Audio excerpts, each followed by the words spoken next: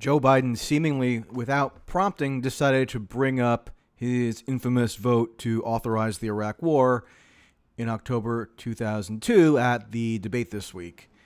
And as is now a trend for him, he continues to dissemble on the topic.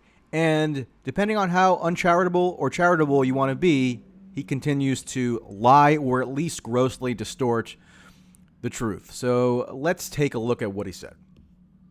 I should have never voted to give Bush the authority to go in and do what he said he was going to do. The AUMF was designed, he said, to go in and get the Security Council to vote 15-0 to allow inspectors to go in to determine whether or not anything was being done with chemical weapons or nuclear weapons. So first, let's just pause and reflect on what is really an amazingly ominous fact, which is that this is now the fourth presidential cycle where the leading Democratic candidate has to spend much of his or her time trying to explain or rationalize their vote in 2002 to authorize the Bush administration to launch a preemptive invasion of Iraq. 2004, John Kerry did that. He voted for the Iraq War authorization, and they ended up dogging him throughout the entire campaign. And of course, he lost to Bush in the general election. 2008, Hillary Clinton had voted for the Iraq War authorization, was criticized for it strongly by Barack Obama, and then she lost the nomination to Obama. In 2016, Hillary Clinton still had to talk consistently about that fateful vote and was criticized strongly for it by Bernie Sanders. Of course, Hillary nonetheless won the nomination and then lost the general election. So it's like history repeating itself in this really tedious and tired manner where, we have the facts. This is not ancient history. This is something that anybody with a Google search capability can go and find out the relevant details of, and Biden continues to dissemble. So what did he say there? He said that the vote in 2002 wasn't explicitly to authorize the war.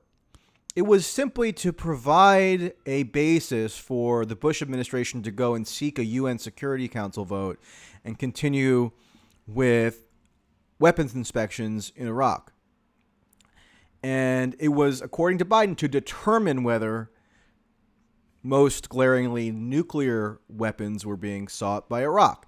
So that gives the impression that it was still considered an open issue, or it wasn't something that was opined on with finality in 2002 by the Bush administration as to whether Saddam was actively seeking nuclear weapons. Because remember, the specter of Saddam acquiring nuclear weapons and perhaps passing them off to terrorists was the most potent argument that the Bush administration and obviously many Democrats used to justify the invasion.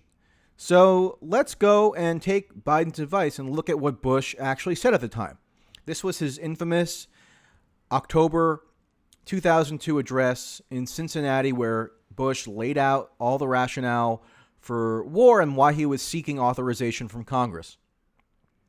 And let's see if it aligns with what Biden's recollection now is. The evidence indicates that Iraq is reconstituting its nuclear weapons program.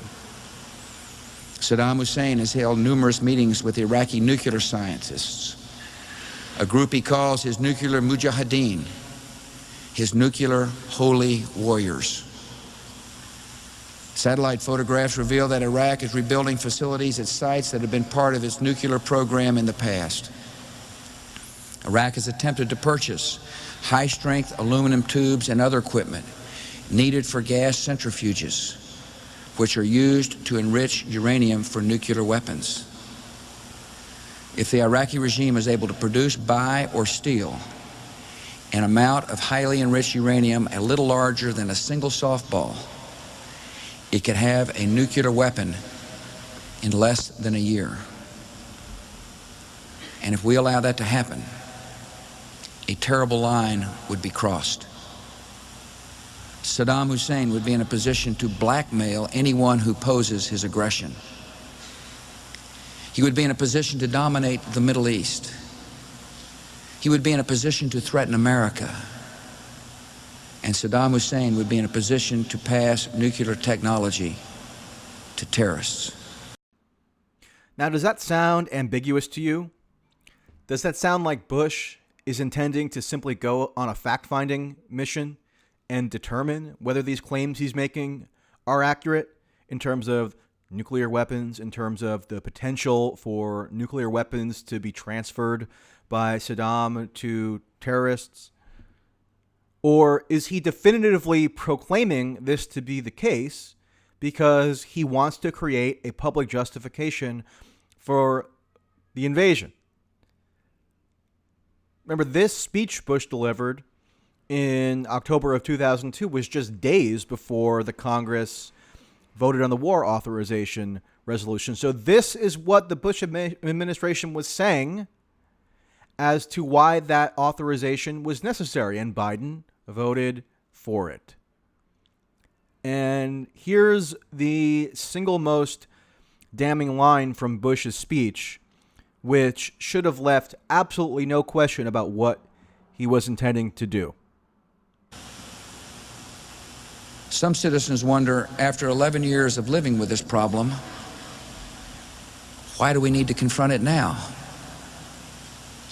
And there's a reason. We've experienced the horror of September the 11th. We have seen that those who hate America are willing to crash airplanes into buildings full of innocent people. Our enemies would be no less willing. In fact, they would be eager to use biological or chemical or a nuclear weapon. Knowing these realities, America must not ignore the threat gathering against us. Facing clear evidence of peril, we cannot wait for the final proof, the smoking gun that could come in the form of a mushroom cloud. All right, so there's Bush saying in no uncertain terms, and if you were alive at the time and a conscious adult or child, as I was, there's a good chance that you remember this pretty vividly because it was extremely ominous what Bush was saying. He was saying that if the threat is not confronted soon, then the final smoking gun proof of Saddam's devious ambitions could be a mushroom cloud in a United States city. Is there any ambiguity there as to what Bush was seeking to do and what he was seeking for Congress to authorize? No. But it's convenient now for Biden to pretend that that was the case, when even he at the time was saying that after the war authorization vote, an invasion was inevitable. He used that term. And apparently Biden's aides have gotten to him in recent weeks and said that he needs to be a little more clear as to what he is saying that his history was during this period, because he's been suggesting that he was opposed to the war before it began or immediately after it began, which is, of course, not true. And so Biden now offers this post hoc rationalization 16 years later, and it's just not at all persuasive. And when that happened, he went ahead and went anyway without any of that proof.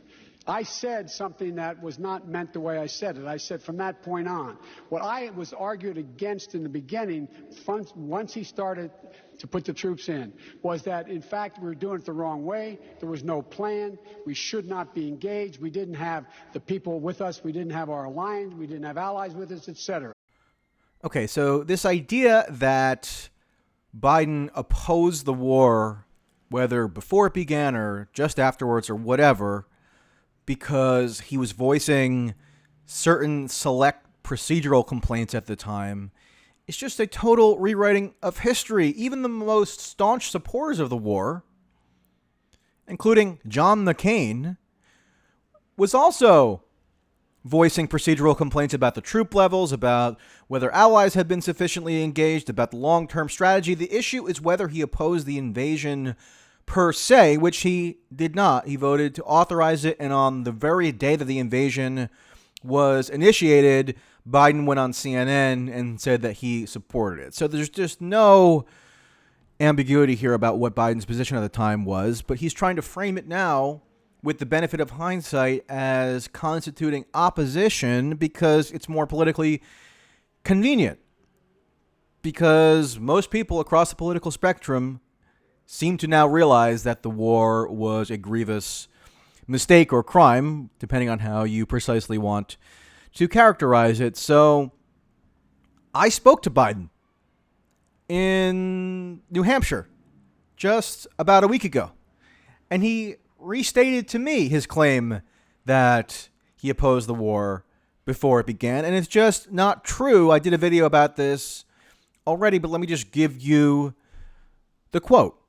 Why have you been saying you were against the Iraq War when you helped Bush and Cheney make the case in 02 and 03? Everybody can remember that. No. If you look what actually happened, Dick Lugar and I had a proposal to make it difficult for him to use force. And the reason why it went in is that what happened was the argument was he needed, and I believed him. I was wrong. I believed him when he said he wasn't going to use force. It was just to get the Security Council to force inspectors in to see whether there was any nuclear activity going on with Saddam Hussein.